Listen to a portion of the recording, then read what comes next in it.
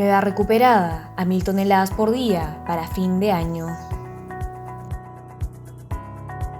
Ingemet retoma proyectos de investigación geológica y minera. Southern redujo en 17% sus costos durante pandemia.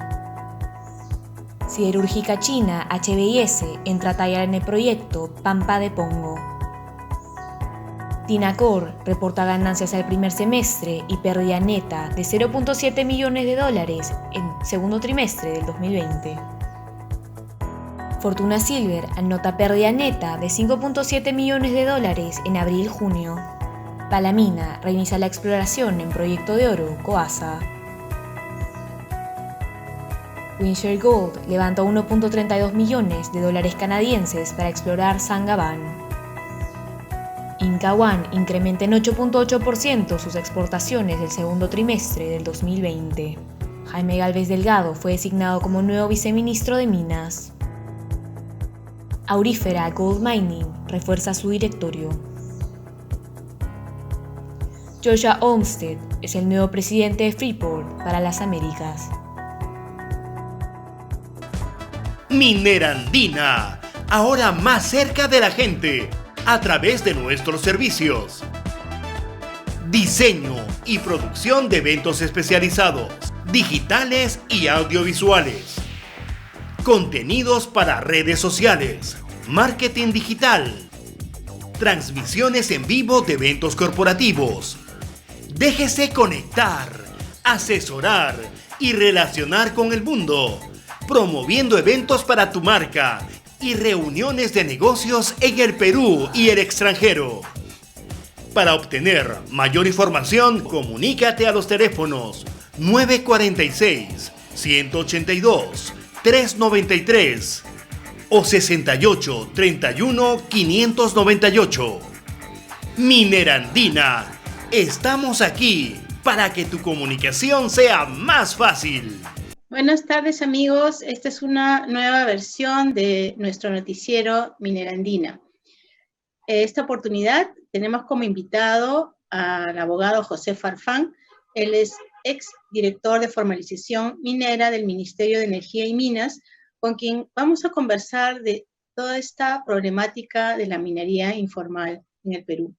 Si bien es cierto que no nos va a alcanzar el tiempo para hablar de todo este tema caliente y grande y gigante que todavía no se puede manejar, creo que sí vamos a poder ahondar en los temas de fondo y los temas cruciales para realmente ver cómo podemos solucionar esta problemática. Bienvenido, José Farfán, al noticiero de Minera Andina. Muy buenas tardes, muchísimas gracias, Maybi, por la oportunidad. Un fuerte abrazo para ti, también para todos los televidentes y para todos quienes siguen Minera Andina desde hace muchos años. Muchísimas gracias. Gracias a ti, José.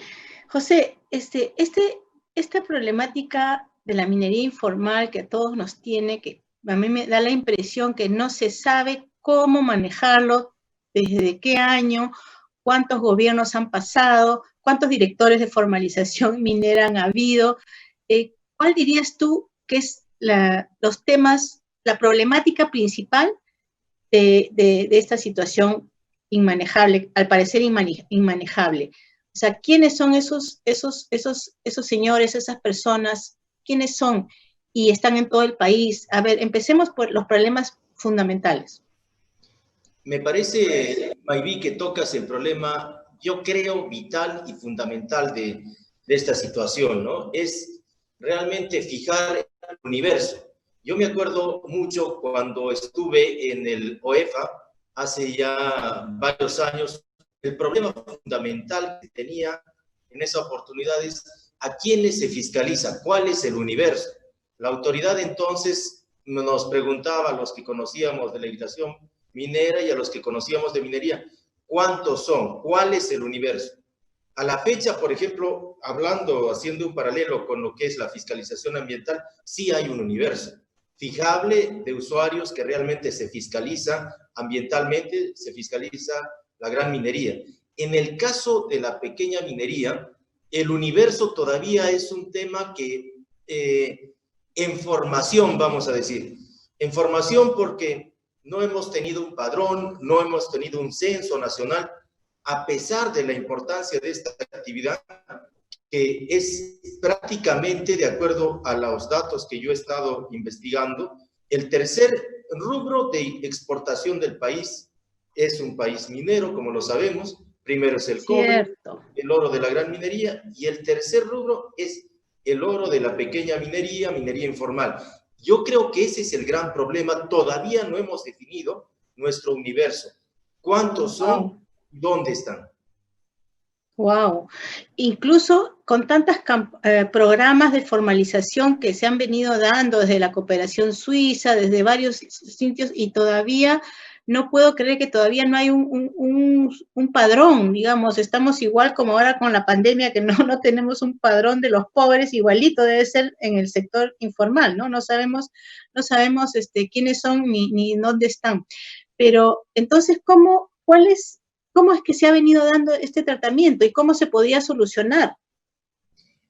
Yo escuchaba a algunos analistas que opinaban de que al comienzo, en el año 2001, que es cuando se retoma la legislación de la pequeña minería, porque Mayví en el 91, con el decreto legislativo 708, la prioridad fue ampliar y hacer de que las inversiones extranjeras lleguen al país, y ese régimen se mantuvo más o menos hasta el año 2001, en el que fue congresista el ingeniero Rómulo Mucho. Yo fui asesor, y allí nos visitaron mineros pequeños y nos dijeron pues de que no había una legislación de pequeña minería, ¿no? Entonces, a partir de allí es, digamos, que se retoma toda esta temática de la pequeña minería, y es desde entonces pues de que vemos de que se dan políticas, se dan situaciones, gobierno tras gobierno, y no alcanzamos a darle un perfil general,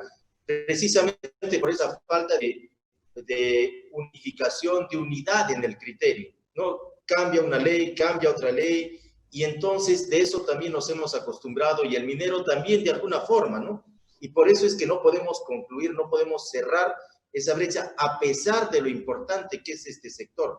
No se percibe, porque aprovechando también son casi 40 millones de personas que hacen esta actividad a nivel mundial, pero así, igual que los minerales, esta actividad pues es diseminada, ¿no? No se ve realmente grandes grupos. Si hablamos de operaciones de la gran minería Mayví, no son más de 80.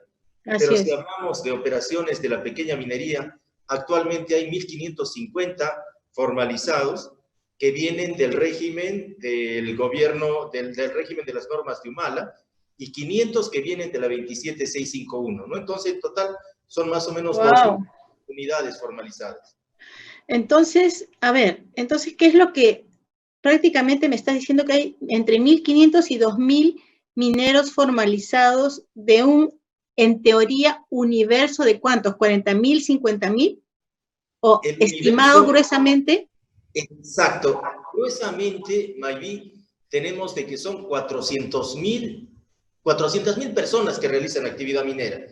Le vamos a llamar mineros, chamberos, cachorreros, payaqueras, etcétera, ¿no? Pero digamos que de ese universo tenemos que distinguir claramente cuál es una unidad minera, porque ¿a quién vamos a formalizar? ¿Al minero uno por uno, o vamos a formalizar operaciones pequeñas? Ese es el gran dilema también que tenemos, porque a la hora de formalizar, nosotros le pedimos un instrumento ambiental, le pedimos que tenga un contrato, le pedimos casi todos los requisitos que se pide al régimen general, pero en pequeñito, ¿no? Pero perdón, José, has dicho una cosa muy importante. ¿A quién, o sea, el país, el ministerio, las DREMS, no sé, a quién le están pidiendo? ¿Al minero o al dueño? Porque no todos son dueños, ¿no? O sea, hay pequeñas unidades mineras informales, pero también hay individuales que hacen no sé, pues sacan de acá, pican de acá, ¿no? O sea, ¿así son? Hay dos fórmulas, Mayví, que es una operación minera, es más o menos sostenible, un yacimiento que pueden trabajar alrededor de 300, 400, 500 personas. En otros lugares trabajan miles, ¿no? Como en La Rinconada, en Secocha o en Guaypetue. Pero lo cierto es de que como operación minera propiamente, digamos que puede ser una operación de la cual dependen 500, 600, 700 personas que al final van a sumar los 400.000 de los que hablamos, ¿no? Entonces, por eso la importancia de distinguir operaciones. Perfectamente tú podrías tener una operación minera porque tienes tu concesión, tienes el yacimiento, te formalizas como persona natural, pero lo que se está formalizando es tu yacimiento, tu operación, porque puedes hacer un instrumento ambiental, un expediente técnico, ¿no? Y no necesariamente tus trabajadores, porque lo que ya. hizo... O sea, primero tendría que formalizarme yo y después mis trabajadores. Claro que sí. Pero hay un tema. Tú me dices que yo me podría formalizar. ¿Cómo es que yo me voy a formalizar si yo no tengo nada? Estamos asumiendo que podrías tener un yacimiento. Y que me puedo inventar que tengo un yacimiento. Claro, que podrías tener una concesión. Entonces, al que vamos a formalizar es a ti como titular de la concesión o como titular del yacimiento. Pero detrás de ti, dependen de ti como 20, 30, 40 personas. Claro. Lo malo es de que en el registro de la formalización, los 40 que dependen de ti sacaron el compromiso de la formalización. Entonces, aparentemente hay que formalizar a 40 y no solamente a Mayví, que es la titular de la operación, cuando en realidad lo que tenemos que utilizar es formalizar al titular de la operación, o sea, a Mayví, porque es la dueña de la operación, de ella dependen los otros trabajadores, ¿no? Esa es la distorsión que estamos teniendo hoy en día. Hablabas de los 40.000, 50.000, son 400.000, 50.000 están en el registro de la formalización entre trabajadores, operadores, concesionarios. No se ha hecho una distinción del registro de la formalización que se llama Reinfo, y esa es una tarea urgente que se tiene que hacer en el ministerio para saber quién es quién, a quién realmente vamos a llegar a formalizar y quién no se va a formalizar nunca, porque un dato más, Mayví, es de que de los 50.000 que están registrados, alrededor de 2.000 o 3.000 han realizado una venta de su mineral alguna vez, lo que demuestra que esos son realmente mineros y que realizan una venta de mineral, ¿no? Los demás no. Ok, ese es ya el tema de la comercialización, ¿verdad? Pero antes de pasar al tema, porque ese es otro problema, esto es otro gran problema, pero antes de pasar a eso, en el tema de la propiedad, o sea, ¿cómo podemos resolver el primer tema de quiénes son, dónde están, por dónde están? ¿Cómo se puede resolver así en pocas palabras? Definitivamente que tenemos que hacer un padrón, un censo, y no solamente un censo abierto, sino que tenemos que saber cuál es el nivel de cada operador. O sea, es un trabajador, es una persona externa, es un tercero, es el concesionario, es el dueño del yacimiento, es la comunidad campesina, porque hay una multiplicidad de actores que no los distinguimos. Tenemos un registro muy genérico donde está una comunidad campesina, una cooperativa, una planta de beneficio. O sea, ahí no hemos hecho ninguna distinción.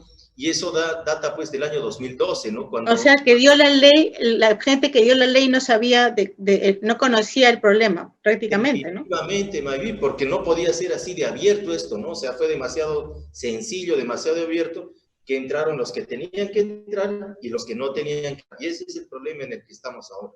Ya.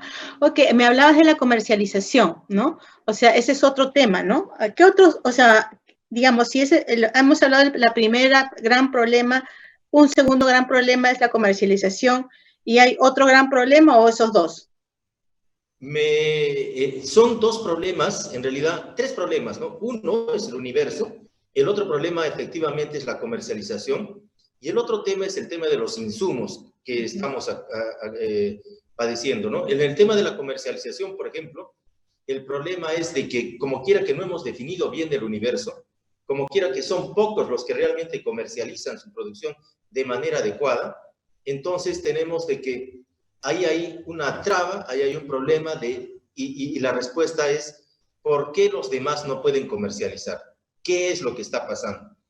Lo que pasa es de que los demás tienen RUC, pero muchos de ellos no quieren comercializar su producción con el RUC porque el solo hecho de hacerlo ya le crea, digamos, un problema con la SUNAT.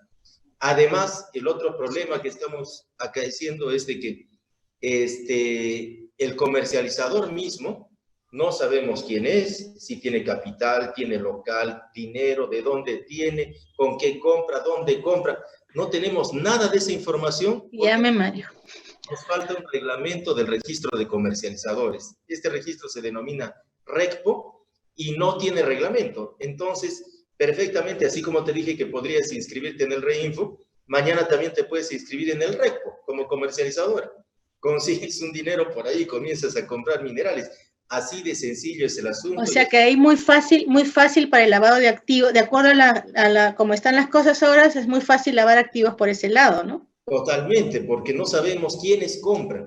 Y la diferencia aquí se nota, Mayví, en el momento de ver lo que es la producción declarada en el ministerio y la que se exporta, ¿no? Una cosa es la que se exporta, que perfectamente podría ser tú y yo, y sale por el aeropuerto, y otra cosa es la que realmente se declara en el ministerio. Y ahí se nota ese desbalance. Entonces, para un poco ir cerrando, en el primer tema, lo importante sería hacer el padrón y distinguir todos los tipos. En el segundo tema, igualmente, ¿no? Hacer quiénes son, que se registren todos los que comercializan y con toda su información, su data de dónde viene su mineral, ¿no? De qué sitio, de dónde lo traen, etcétera. Y en el último tema de insumos, ya para ir cerrando. En el tema de insumos también, Mayví, es un asunto que como Estado peruano tenemos una gran deuda con los mineros, tenemos una deuda con el país, porque tenemos un convenio de Minamata, que como tú conoces es un convenio internacional, Cierto. que nos limita y nos da determinados parámetros en lo que es el mercurio, pero no tenemos la más mínima idea, más o menos son 150 toneladas de mercurio que se utiliza en el país, pero eso no está trazado. Entonces, allí viene nuestro problema, porque no sabemos de dónde viene, a dónde va. Lo único que sabemos es que buena parte de esto entra de contrabando de Bolivia y se va hasta Colombia, donde, dicho sea de paso, está prohibida la importación. Y el otro gran tema son los explosivos, ¿no? Que tampoco no sabemos de dónde vienen, a dónde van. Se consigue a cualquier precio, generalmente al triple o al cuádruple de precio, pero no sabemos de dónde provienen, ¿no? Y el tema del combustible también, que es otro tema fuerte, ¿no? Esos son los temas, digamos, fuertes de agenda, además de la propia tramitología de la formalización. Claro, con eso podríamos conversar horas, José, y en el tema de los insumos, ¿qué cosa habría que hacer para que no sea esto? ¿Cuál sería la ruta? En el tema del mercurio, la ruta va de la mano con lo que te decía de tener el universo, ¿no? Si yo sé cuánto mercurio aproximadamente consume la región de Arequipa, podríamos hacer una cuota. Y eso es lo que hemos estado conversando con la SUNAT, porque la SUNAT es la que ve el tema del mercurio. O sea, cualquiera podría decir que tiene que ver la SUNAT con el mercurio, pues la SUNAT tiene que ver con el mercurio. Y entonces, si yo podría determinar que Arequipa representa 20 toneladas de mercurio, yo podría determinar con la DREM, con la SUNAT, el Ministerio de Energía y Minas, que Arequipa representa 20 toneladas, bueno, otras 20, posiblemente Madre de Dios 10, La Libertad representa no sé cuánto. O sea, tenemos que tener más o menos esa traza que me permita darle una cuota a cada región y tener cierta trazabilidad del consumo del mercurio en el país. Y lo propio explosivo, ¿no? Lo propio con el... Necesitamos esa trazabilidad del consumo. Así es, ¿no? así es. Realmente estamos sometidos al contrabando, el daño del propio minero, porque un minero que se con un cartucho de dinamita o con mercurio o con efectivo, se ven graves problemas. Muy bien, José. Mira, aquí tendríamos para separar cada tema y creo hablarlo por separado en unas próximas entrevistas y de repente invitar a alguno de los mismos actores para que cuenten su problemática, porque no hay por qué rechazarlos, hay que formalizarlos porque es una actividad que da empleo a los peruanos, hacen su trabajo, hay gente honesta que hace su esfuerzo, ¿no? Y nuestro tema, como siempre, pues es cómo los abordamos, ¿no? José, más bien, muchísimas gracias por haber estado en el programa y la verdad quisiera comprometerte para otra oportunidad, para seguir ahondando y profundizando en este tema que es tan grave para todos. Muchas gracias y hasta la próxima, José. Gracias, Mayví. Muchísimas gracias a ti. Buenas tardes a todos hasta luego. Integrantes de Minerandina. Muchas gracias. Muy bien, amigos, hemos estado con José Farfán y ya lo hemos comprometido para una próxima oportunidad. Bien, ahora pasamos una breve pausa comercial. Muchas gracias. Minerandina les presenta la última actualización de su directorio de proyectos mineros y de exploración del Perú. Una foto del avance y estado de los principales proyectos mineros. Esté preparado y tome sus mejores decisiones de inversión con esa valiosa información.